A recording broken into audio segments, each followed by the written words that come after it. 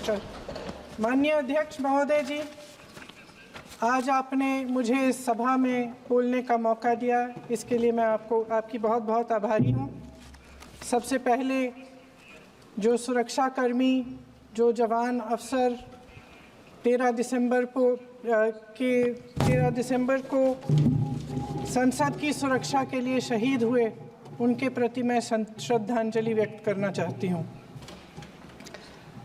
महोदय, हजारों साल पुरानी हमारी देश की, धर्म की एक पुरानी परंपरा रही है। ये परंपरा संवाद, चर्चा की रही है। एक गौरवशाली परंपरा है जो दर्शन ग्रंथों में, वेदों में, उपनिषदों में दिखती है। वाद विवाद और संवाद की हमारी पुरानी संस्कृति है। अलग अलग धर्मों में भी, इस्लाम में, सूफियों में, बौद्ध धर्म में, जैन धर्म में, सिख धर्म में भी ये वाद संवाद, ये चर्चा बहस, इसकी संस्कृति रही है। इसी परंपरा से उभरा हमारा स्वतंत्रता संग्राम।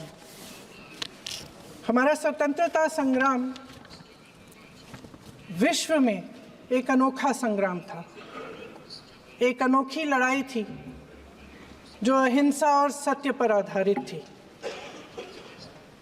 ये वाद संवाद की जो परंपरा है, इसको इस संग्राम ने आगे कैसे बढ़ाया?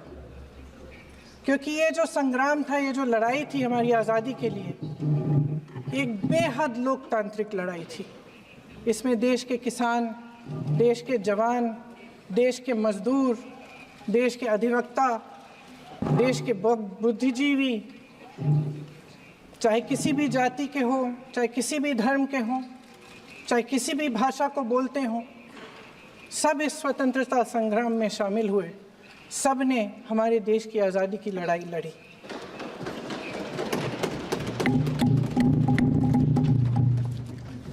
और उसी आज़ादी की लड़ाई से एक आवाज़ उभरी जो हमारी देश की आवाज़ थी। वो आवाज़ ही आज हमारा संविधान है। साहस की आवाज़ थी, हमारी आज़ादी की आवाज़ थी, और उसी की गूंज ने हमारे संविधान को लिखा और बनाया। ये सिर्फ एक दस्तावेज नहीं है। बाबा साहेब अम्बेडकर, मौलाना आज़ाद जी, राजगोपालाचारी जी और जवाहरलाल नेहरू जी और उस समय के तमाम नेता, जैसे आपने कहा, इस संविधान को बनाने की जो कार्य में सालों के लिए जुटे रहे। हमारा संविधान इंसाफ, उम्मीद, अभिव्यक्ति और आकांक्षा की वो ज्योत है जो हर हिंदुस्तानी के दिल में जलती है। अध्यक्ष महोदय, इस ज्योत ने हर एक भारतीय को ये पहचानने की शक्ति दी कि उसे न्याय मिलने का अधिकार है, कि उसमें अपने अधिकारों के लिए आवाज़ उठाने की क्षमता है, कि जब वो आवाज़ उठाएगा तो सत्ता को उसके सामने झुकना पड़ेगा। इस संविधान ने हर एक देशवासी को ये अधिकार दिया कि वो सरकार बना भी सकता है और सरकार बदल भी सकता है। ये ज्योत जो हर हिंदुस्तानी के दिल में जलती है, उसने हर हिंदुस्तानी को ये विश्वास दिया कि देश की संपत्ति में, देश की दौलत में, संसाधनों में उसका भी हिस्सा है, कि उसे एक सुरक्षित भविष्य की उम्मीद का अधिकार है, कि देश बनाने में भी उसकी भागीदारी है। उम्मीद और आशा की ये ज्योत मैंने देश के कोने कोने में खुद देखी है। उन्नाव में मैं एक रेप पीड़िता के घर गई। उसे जलाकर मार डाला था। वो शायद 20-21 साल की होगी। हम सबके बच्चे हैं। हम सोच सकते हैं कि अगर हमारी बेटी के साथ बार बार बलात्कार हुआ और फिर जब वो अपनी लड़ाई लड़ने के लिए गई तो उसको जलाकर मार डाला गया होता तो हम पर क्या बीतती। मैं उस बच्ची के पिता से मिली। उसके खेत जलाए गए थे, उसके भाइयों को पीटा गया था, उसके पिता को बाहर से घर के बाहर घसीट कर मारा गया था। उस पिता ने मुझे बताया कि बेटी, मुझे न्याय चाहिए। मेरी बेटी अपने एफआईआर को दर्ज करने के लिए जब ज़िले में गई तो उसको मना किया गया। अगले ज़िले में जाना पड़ा उसे। वो रोज़ सुबह 6 बजे उठकर तैयार होकर अकेली अपने मुकदमे को लड़ने के लिए अगले ज़िले में ट्रेन से जाती थी। उसके पिता ने मुझे कहा कि मैंने उससे कहा, बेटी अकेले मत जाओ, छोड़ दो ये लड़ाई। लेकिन उसकी बेटी ने उसको जवाब दिया कि नहीं पिताजी, मैं अकेली जाऊंगी, मैं लड़ूंगी, ये मेरी लड़ाई है, मैं इसको लड़ूंगी। ये लड़ने की क्षमता, ये हिम्मत उस लड़की को और करोड़ों भारत की नारियों को हमारे संविधान ने दी। आगरा में मैं अरुण वाल्मीकि के घर गई। अरुण वाल्मीकि पुलिस स्टेशन में काम करता था, सफाई का काम करता था।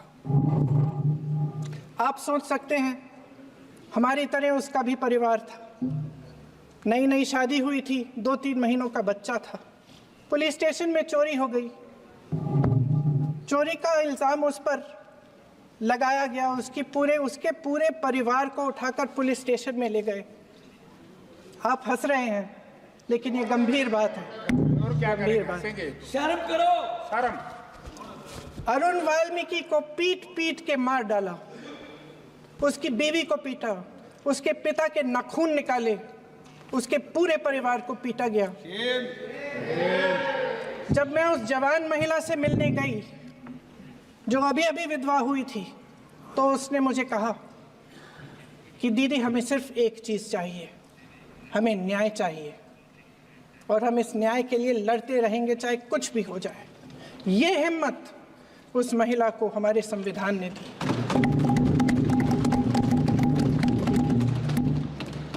संभल के कुछ लोग आए थे हमसे मिलने, जो मृतकों के परिवार के सदस्य थे।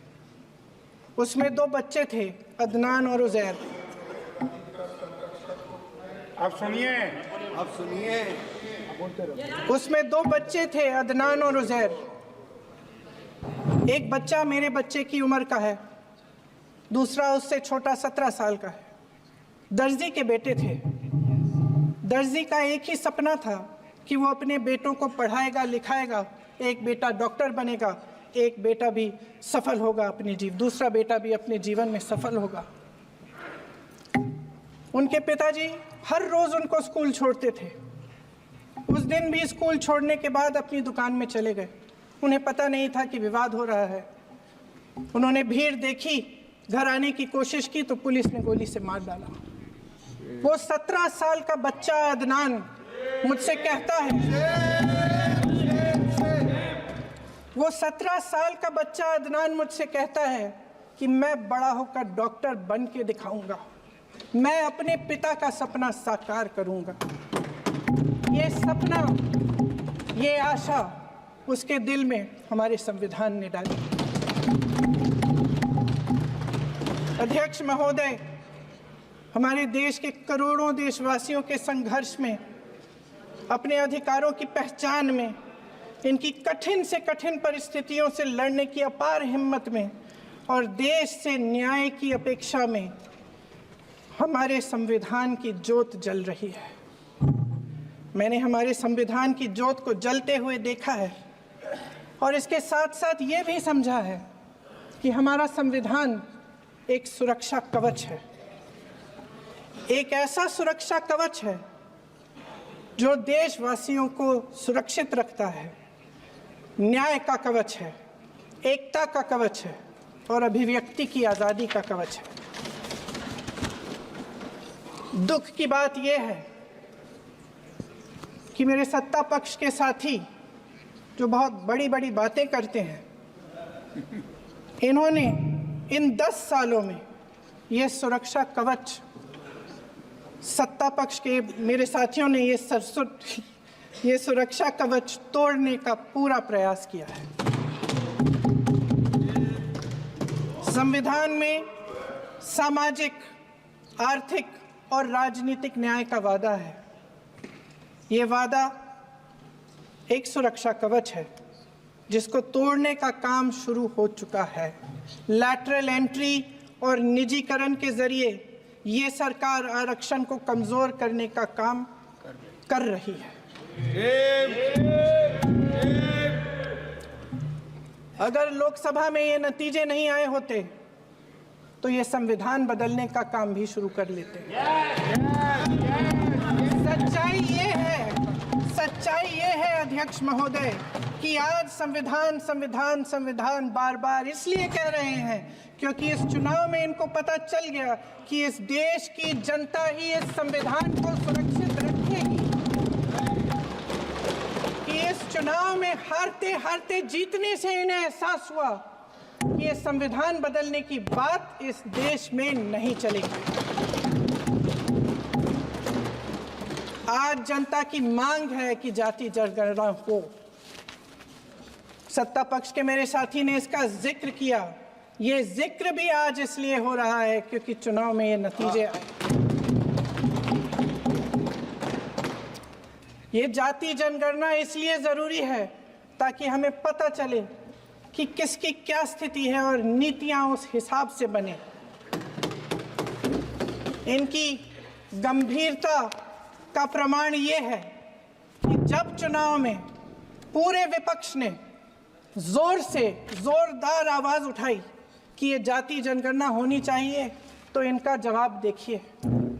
इनका जवाब भैंस भाग भैंस चुरा लेंगे, मंगलसूत्र चुरा लेंगे, इनका ये जवाब था।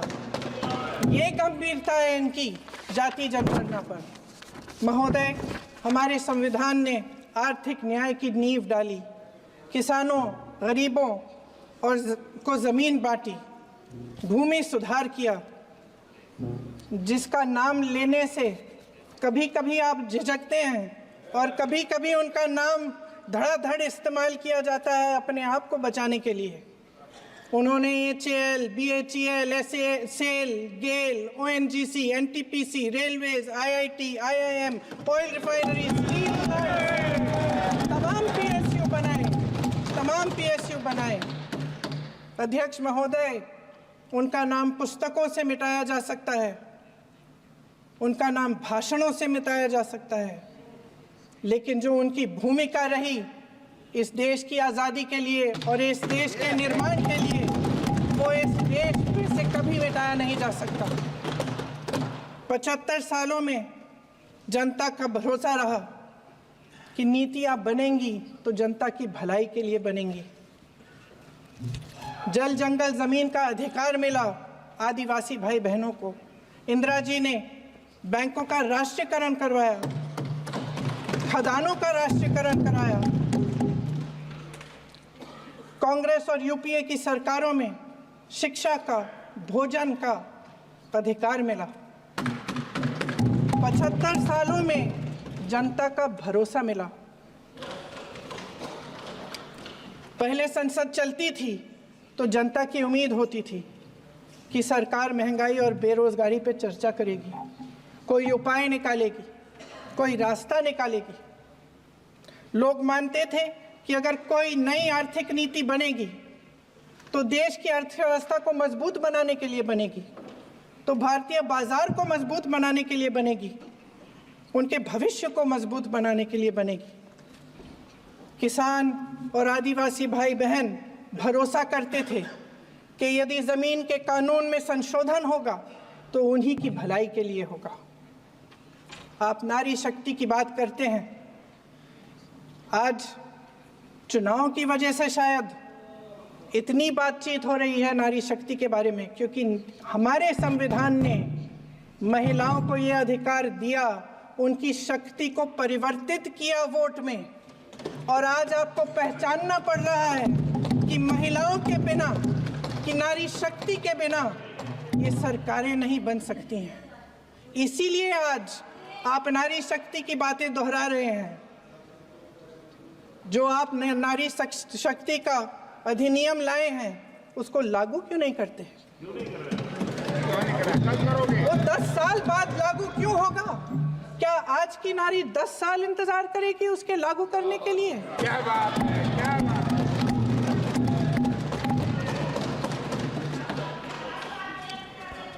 आज संसद में बैठे हुए सत्ता पक्ष के मेरे साथी ज्यादा से ज्यादा अतीत की बातें करते हैं। 1921 में क्या हुआ, कब हुआ, नेहरू जी ने क्या किया। अरे वर्तमान की बात करिए, देश को बताइए आप क्या कर रहे हैं, आपकी जिम्मेदारी क्या है? कि सारी जिम्मेदारी जवाहरलाल नेहरू की है। अध्यक्ष महोदय जी, ये सरकार आर्थिक न्याय का सुरक्षा कवच तोड़ रही है। आज संसद में बैठी ये सरकार बेरोजगारी और महंगाई से जूझ रही हमारी जनता को क्या राहत दे रही है? कृषि के कानून भी बड़े बड़े उद्योगपतियों के लिए बन रहे हैं। सही एमएसपी को छोड़िए, डीएपी तक नहीं मिल रहा है।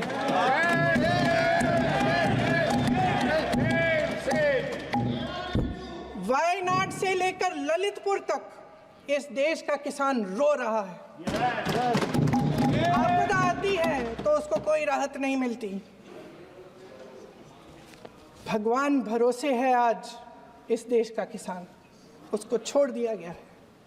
आज हिमाचल में देखिए, जितने भी कानून बने हैं वो सब बड़े बड़े उद्योगपतियों के लिए बन रहे हैं।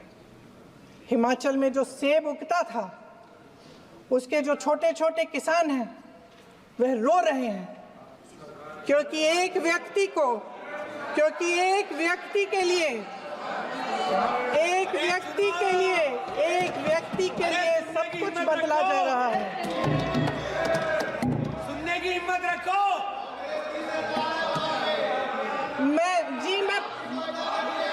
अध्यक्ष महोदय जी,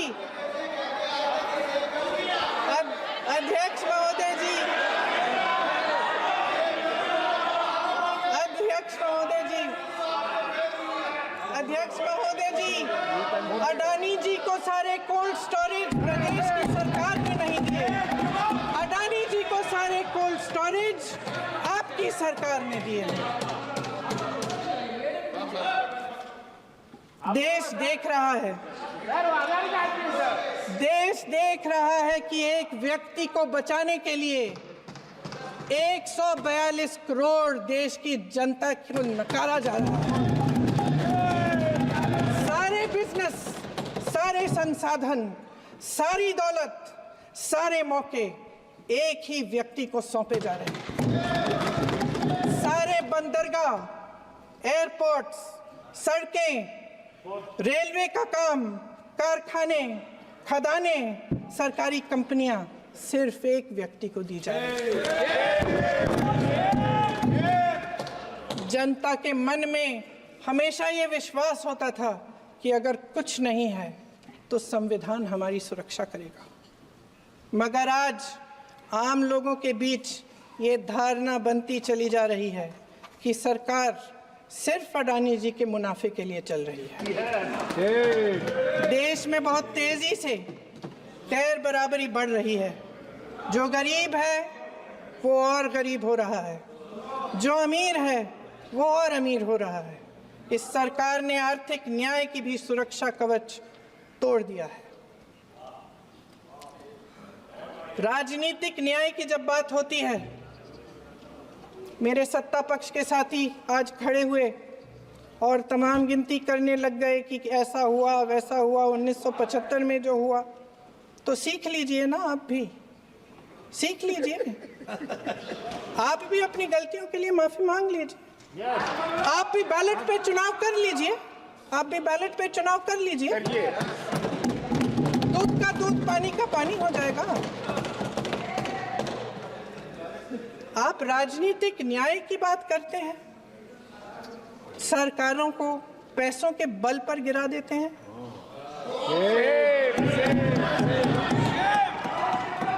मेरा आग्रह है कि अपन संविधान में सकारात्मक बोले।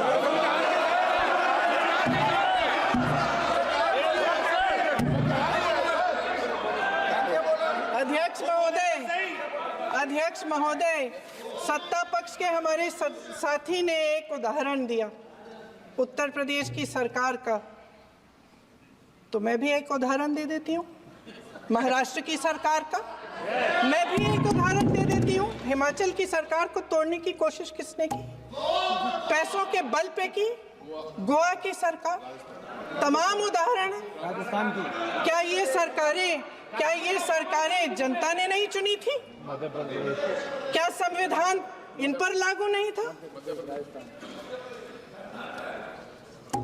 पूरी देश की जनता जानती है कि इनका हंसती है, जानती है कि इनके यहाँ तो वॉशिंग मशीन है।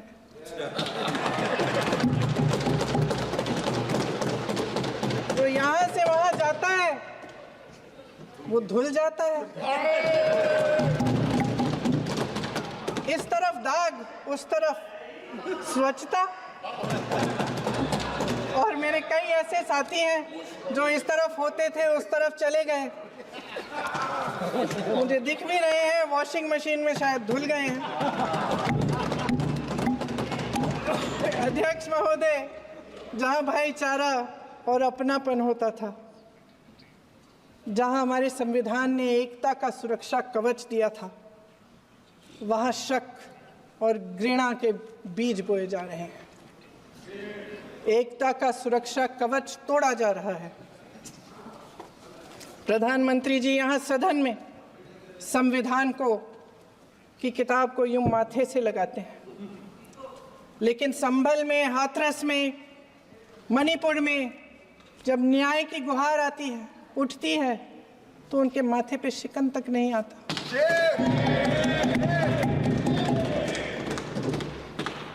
शायद समझ नहीं पाए हैं कि भारत का संविधान संघ का विधान नहीं है।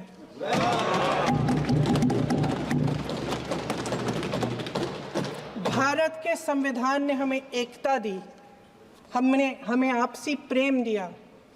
उस मोहब्बत की दुकान जिस पर आपको हंसी आती है, उसके साथ करोड़ों देशवासी चले।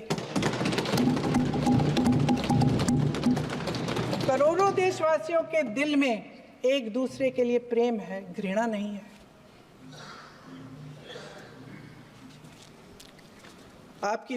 इनकी जो विभाजनकारी नीतियां हैं, उसका नतीजा हम रोज देखते हैं। राजनीतिक फायदे के लिए संविधान को छोड़िए, देश की एकता को भी ये रख नहीं सकते, इसकी सुरक्षा नहीं कर सकते। हमने संभल में देखा, मणिपुर में देखा। दरअसल इनका कहना है कि अलग अलग इस देश के अलग अलग हिस्से हैं, लेकिन हमारा संविधान कहता है कि ये देश एक है और ये देश एक रहेगा। जहां खुला विवाद होता था, अभिव्यक्ति का सुरक्षा कवच होता था, इन्होंने भय का माहौल पैदा किया है। सत्ता पक्ष के मेरे साथी अक्सर 75 सालों की बात करते हैं, लेकिन इन 75 सालों में ये उम्मीद, आशा, ये अभिव्यक्ति की ज्योति कभी थमी नहीं, कभी बुझी नहीं। इस देश की जनता ने खुलकर आलोचना की, निडर होकर धरने किए, प्रदर्शन किए। जब जब जनता नाराज हुई, तब तब सत्ता को ललकारा, उसे चेतावनी दी, बड़े से बड़े नेताओं को कटघरे में खड़ा किया, उनसे जवाब मांगा, न्याय मांगा। इस देश के छोटे छोटे से नुक्कड़ की दुकानों में, चाय की दुकानों में, इस देश के घरों में, गलियों में, मोहल्लों में, अखबारों में, प्रकाशन घरों में न्यायपालिकाओं में चर्चा कभी बंद नहीं हुई। लेकिन आज ये माहौल नहीं है। आज जनता को सच बोलने से डराया जाता है, धमकाया जाता है। पत्रकार हो या विपक्ष का नेता हो या किसी यूनिवर्सिटी का प्रोफेसर हो, छात्र संघ हो या कर्मचारियों का संगठन हो, सबका मुंह बंद कराया जाता है। किसी पे ईडी, किसी पे सीबीआई, किसी पे इनकम टैक्स, फर्जी मुकदमे लगवाए जाते हैं, जेल में डाल दिया जाता है। विपक्षी नेताओं को जेल में डाल दिया जाता है, उनको सताया जाता है। किसी को नहीं छोड़ा इस सरकार ने। देशद्रोही कह के उत्तर प्रदेश में मुझे याद है कुछ अध्यापिकाएं प्रदर्शन कर रही थी, उन पर मुकदमा डाल दिया देशद्रोही का, उन्हें देशद्रोही कह दिया। इन्होंने देश का पूरा माहौल भय से भर दिया है। इनकी मीडिया की मशीन झूठ फैलाती है, तरह तरह के आरोप लगाती है, और शायद वह भी भय में ही है। महोदय, मैं इस सदन को याद दिलाना चाहती हूँ कि ऐसा डर का माहौल देश में अंग्रेजों के राज में था। जब इस तरफ बैठे हुए गांधी की विचारधारा वाले लोग आज़ादी की लड़ाई लड़ रहे थे और उस तरफ वाली विचारधारा वाले लोग भय में रहकर अंग्रेजों के साथ साठगांठ कर रहे थे। लेकिन अध्यक्ष महोदय, भय का भी अपना स्वभाव होता है। भय फैलाने वाले हमेशा भय का खुद शिकार बन जाते हैं। ये प्रकृति का नियम है। आज इनकी भी यही हालत हो गई है। भय फैलाने के इतने आदी हो गए हैं कि खुद भय में रहने वाले हैं। चर्चा से डरते हैं, आलोचना से घबराते हैं। कई दिनों से हम मांग रहे हैं कि चर्चा करिए, लेकिन चर्चा करने की हिम्मत ही नहीं है।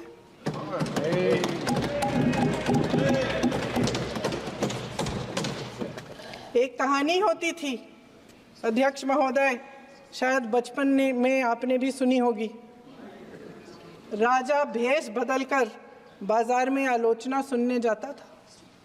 ये सुनने जाता था कि प्रजा मेरे बारे में क्या कह रही है, मैं सही रास्ते पे चल रहा हूं कि नहीं। लेकिन आज का राजा, भेष तो बदलते हैं आज के राजा, शौक तो है उनको भेष बदलने का, लेकिन न जनता के बीच जाने की हिम्मत है और न आलोचना सुनने की।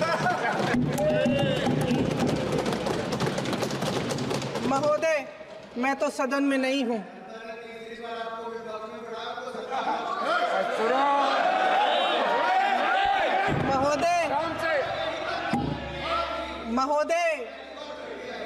महोदय, जनता में बहुत विवेक है, ये सही है।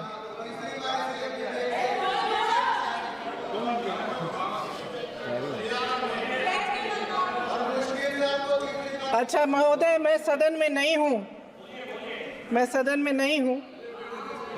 कुछ हाँ ठीक है, मैं सदन में नहीं हूँ, मात्र 15 दिनों से आ रही हूँ। लेकिन मुझे ताज्जुब होता है कि इन 15 दिनों में इतनी बड़े इश्यूज हैं, इतनी बड़ी बातें हैं। प्रधानमंत्री जी मात्र एक दिन के लिए, शायद 10 मिनट के लिए दिखे हैं सब।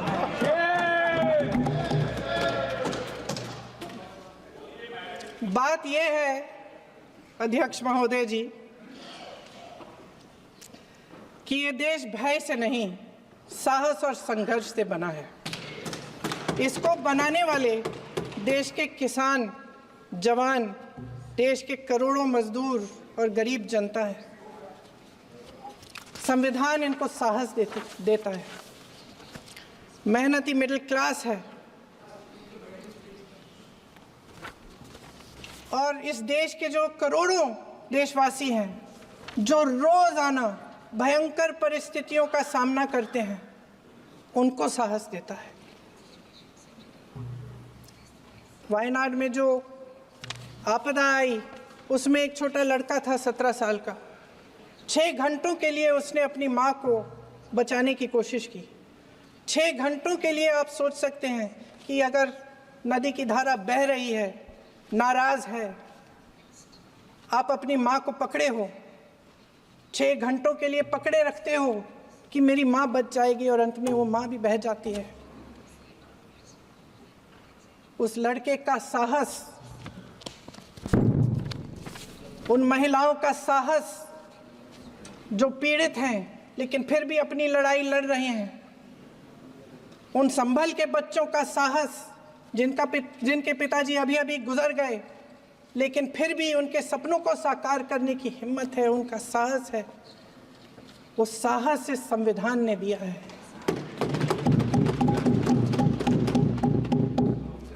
वो आत्मविश्वास इस संविधान ने दिया है।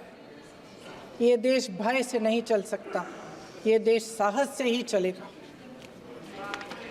भय की भी सीमा होती है, और जब वो सीमा पार हो जाती है, जब किसी को इतना दबाया जाता है कि उसको लगने लगता है कि अब मेरे पास खोने के लिए कुछ नहीं है, तब उसमें एक ऐसी शक्ति पैदा होती है जिसके सामने कोई कायर खड़ा नहीं हो सकता। ये देश कायरों के हाथों में ज़्यादा देर तक कभी नहीं रहा है। ये देश उठेगा, ये देश लड़ेगा, सत्य मांगेगा, सत्यमेव जयते। जय हिंद।